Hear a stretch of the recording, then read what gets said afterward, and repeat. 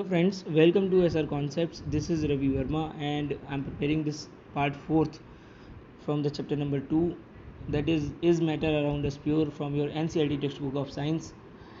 In the previous parts we have discussed about different types of mixtures, for example homogeneous, heterogeneous mixtures, solution, suspension and colloids, and also the last topic was Tyndall effect in the part 3rd. So in the part 4th we are starting with the topic separation of components of a mixture, that is how would you separate two different components from a mixture. For example, if there is salty water, then how salt can be separated from water, because salt and water are the two components of a mixture. So here I have given this table. Here you see in this table there are different types of mixtures and different methods of separation are used for them. For example, if we talk about solid and solid mixture, then they can be separated by the help of the method hand picking, sieving, winnowing, magnetic separation and sublimation. In the same way, if we talk about insoluble solid mixed in a liquid, for example sand in water or chalk in water, then the method of sedimentation, decantation, loading, filtration and centrifugation can be used. These methods have been discussed in class 6 also. Sedimentation, decantation, everyone knows about them. Loading and filtration, they have been discussed in class 6 also. If we talk about two immiscible liquids means those liquids which do not mix with each other. For example, water and kerosene, right? Then they can be separated by the method decantation and separating funnel. If we talk about soluble solids dissolved in liquid, then evaporation method is best. Distillation and crystallization is also used. Two miscible liquids, for example alcohol and water is mixed together, or the different fractions of petroleum, then fractional distillation is used. And if we talk about solution of two or more solids in a liquid, then chromatography can be used. So if two solids or liquids are soluble in the same solvent, then the method chromatography will be used. Now let's start with the first topic, that is separation of colored component, that is dye, from blue or black ink.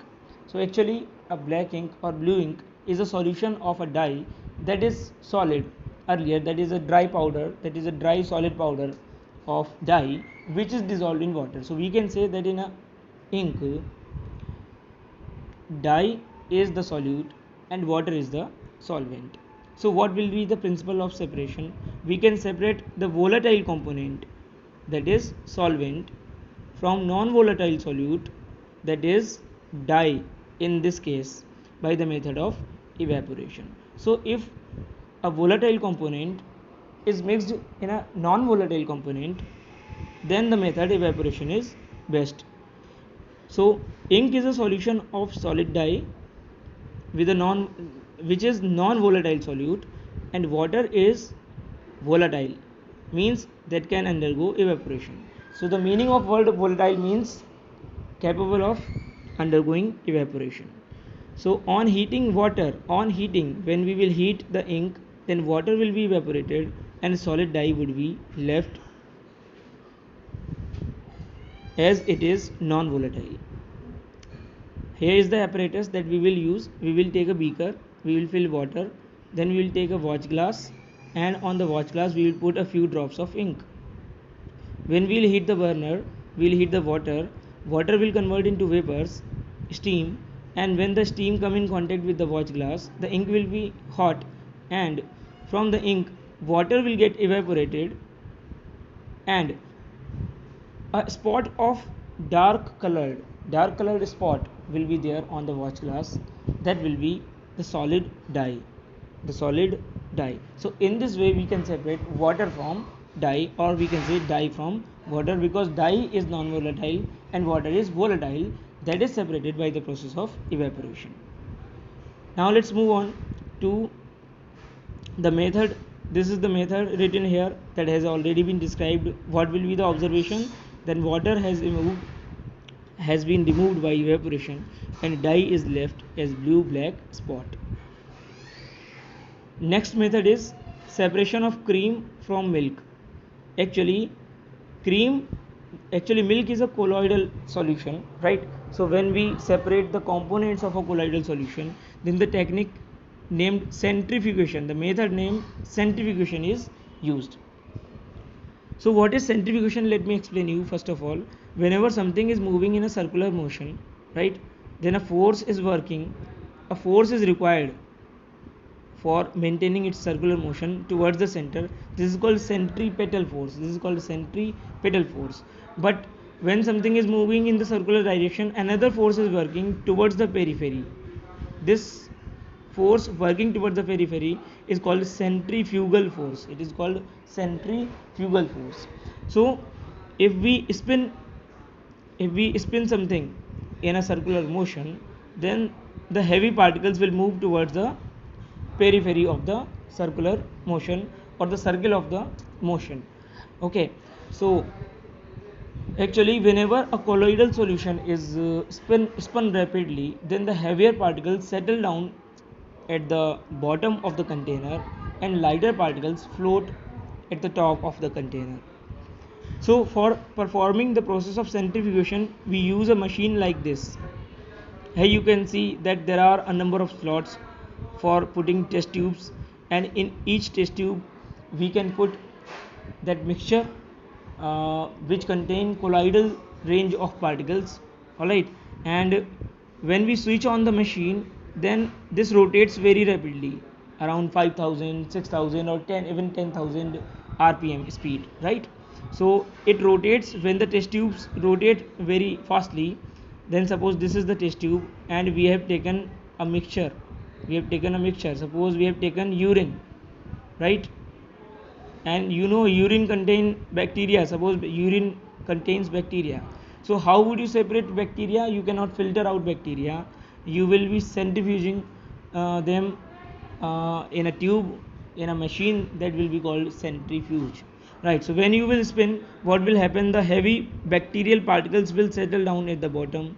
This will be called bacterial pellet, and the remaining part of the urine will be left at a supernatant. This will be called supernatant, this will be called pellet, right? So this method is used for a number of applications. For example, testing your blood, testing your urine, right? And separation of cream from milk. And not only this, this is also used in your washing machine when you squeeze water from them, right? So what is written here, I have prepared very good notes for you. Centrifugation is the process by which fine insoluble solid particles which cannot be separated by filtration from a solid liquid mixture can be separated by a machine called centrifuge. It rotates the mixture at a very high speed. On being rotated or spun rapidly, the heavier particles move down and the lighter remain at the top due to centrifugal force. Alright, now what are the applications? We have discussed that it is used in diagnostic laboratories, pathology laboratories, for testing of blood and separating of bacteria from urine, right? And in dairies it is used to separate butter from cream, and also in washing machine. You see what happens in washing machine. You see, suppose this is your washing machine and this is that bucket in which you have kept the cloths. These are the cloths. So you know, in the walls of the bucket there are small pores. When you switch on the machine, then this start rotating like this. So the cloths are also rotating like this, and the water is also rotating like this. Now water experiences centrifugal force, and because of this the water moves out of the pores. The water moves outside of the pores because the water will move towards the periphery of the circular motion. So in this way water moves out of the machine, out of the cloths, and cloth become dry. Now separation of a mixture of two immiscible liquids. Two immiscible liquids means those which do not mix together. For example, water and kerosene do not mix together. How would you separate them? Actually there is a principle. The principle is that immiscible liquids separate out in layers depending on their density. So whenever two immiscible liquids are mixed together, they make separate layers. Okay, let's have a look at this one. So how would you separate water from kerosene? By the method of separating funnel. This is the separating funnel. We will put the mixture of water and kerosene in the separating funnel. We will shake it vigorously, and after that we will keep it undisturbed for some time. But before filling the mixture, we will close the stopcock. That will inhibit any escape of liquid from it. So when we will shake the mixture and when we will leave it for undisturbed for a very long time, you will see that water has come as a separate layer at the bottom, and kerosene has made an upper layer, right? So always water settles at the bottom and kerosene makes an upper layer, because the reason is that water is more denser, means water is heavier as compared to kerosene, and kerosene is light in weight, means it has lighter density. So water will make a bottom layer and kerosene will make an upper layer. When the two layers have been stabilized, we will open the stopcock and we will let the water flow out of this. Finally, when the kerosene will reach here, we will stop the stopcock, and in this way water will be separated from kerosene. This method has many applications. Here you see there are many applications also. To separate the oil from water, you can separate oil from water, and it is used in extraction of iron from its ore. The lighter slag is removed from the top by this method to leave the molten iron at the bottom of the furnace. So in the furnace, iron settles down at the bottom because iron has very high density. Now comes the method of sublimation. This method is used for separation of sublimable solids from non-sublimable solids. For example, salt and camphor. You know that camphor is a sublimable solid and salt is non-sublimable solid. What we will do, we will take a china dish, we will keep it on a stand on a wire gauge. We will start, and we will also put a funnel that is inverted. Here you see that the funnel has been inverted and the tube has been closed because of cotton plug. We will put a cotton plug on the top of the tube of the funnel, right? So when we will mix it, when we will keep this mixture in the china dish and we will open the burner.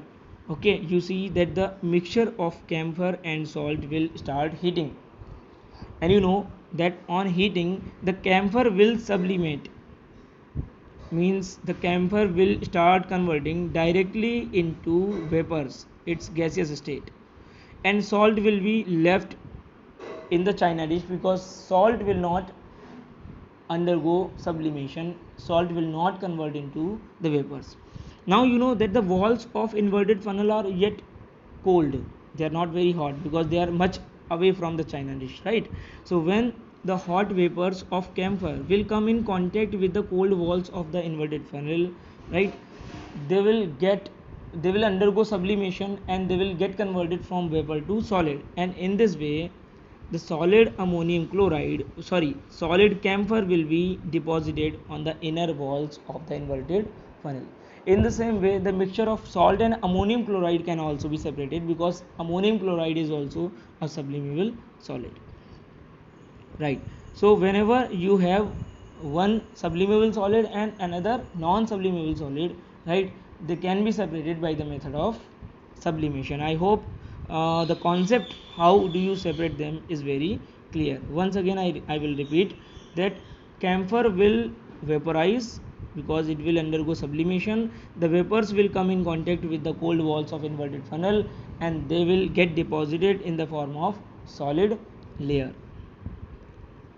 Next, paper chromatography. This is the method used to separate two soluble solids or two soluble liquids actually from the same solvent.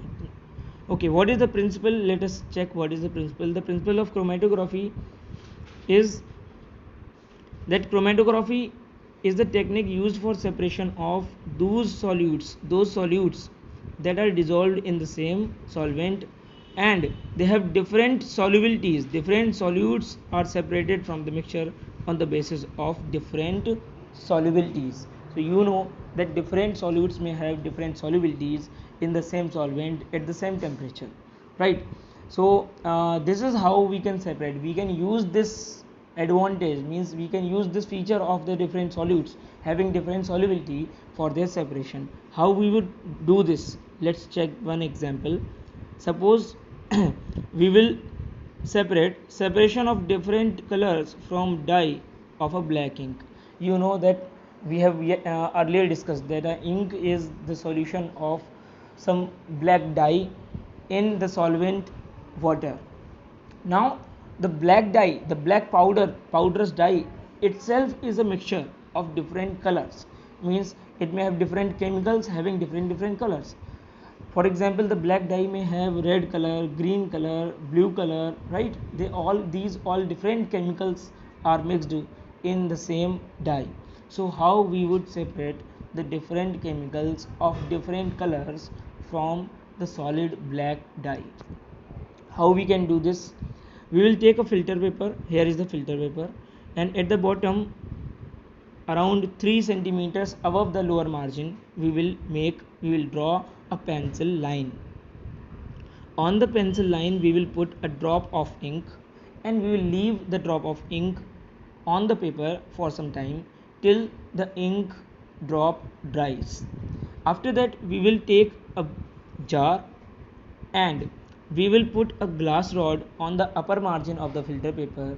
We will take a little water at the bottom of the glass jar, and we will put this filter paper strip into the glass jar in such a manner that the lower bottom of the filter paper is in contact with the water. So what should happen now when the lower margin of the filter paper is in contact with water? You see, whenever you do some cleaning, some washing of the floor, and if you have forgot to remove the curtain, right, then the water from the bottom, from the floor, may come in contact with the curtain, right, and water will rise above in the curtain, right, upwards it will start moving. So this is what will happen, that water will start moving on the filter paper. So water will rise on the filter paper. When the water will come, when the water will come to the drop of the ink that has already been dried, you know that certain colored substances present in the dye will be more soluble as compared to the other ones. So those colored components which are more soluble will be first of all dissolved in the water layer that is rising on the filter paper. They will come in contact with the water, they will quickly dissolve in the water, and they will start moving with the water that is rising on the filter paper. So in this way, those colored components which are most soluble will move further, and those colored components which are less soluble, they will be dissolved later, right, and they will make a separate layer at the back side. So we can say that the substance which is most soluble will rise earlier, and which is less soluble will be moving later, right? So in this way, the different chemicals having different solubilities will separate it from the same solvent by the method of chromatography. Now this method that we have discussed here is called paper chromatography, and chromatography is a technique which is extensively used in research in industries. There are many variations like anion exchange chromatography, cation exchange chromatography, and high performance liquid chromatography, that is called HPLC. In many industries, HPLC has been used for separation of very pure form of chemicals. So wherever you find a chemical, whenever you will visit your chemistry laboratory, we will be visiting when we will visit to the school laboratory, right, then we will find that on the bottles of certain chemicals it will be written HPLC grade. That means the chemical has been separated by high performance liquid chromatography, and that means that the chemical is very pure, and there are not even the traces of impurities in that particular chemical. So this technique, why this technique is called chromatography? This is the question. This is called chromatography because chroma means color. So this technique was first of all used for separation of different colors, right, and this is why it is called chromatography, that is separation of colors. But nowadays this is not just limited to the separation of colors. This has a number of uses right? You can separate proteins from the cells, you can separate means the extract of the cells, right? You can separate different ions, you can separate different carbohydrates, you can separate different organic and inorganic chemicals from any sort of mixture. Okay, so what are the applications? We can have a few applications are here written, right? To separate colors in a dye, to separate pigments from natural colors, and to separate drugs from blood. So here you can see that when a person takes drugs, then even the drugs can be separated from the blood, and this is how the testing for doping is done. You know what is doping is done in some sports personnel do doping, right? Okay, so this is all about this video. This was the last topic for this video. The remaining separation methods will be discussed in the next video. Thank you for watching this video. If you like that, if you think that the things have been properly described and this is helpful for you, you may like the video, right? You may share the video, and also you have to subscribe to the channel. Thank you.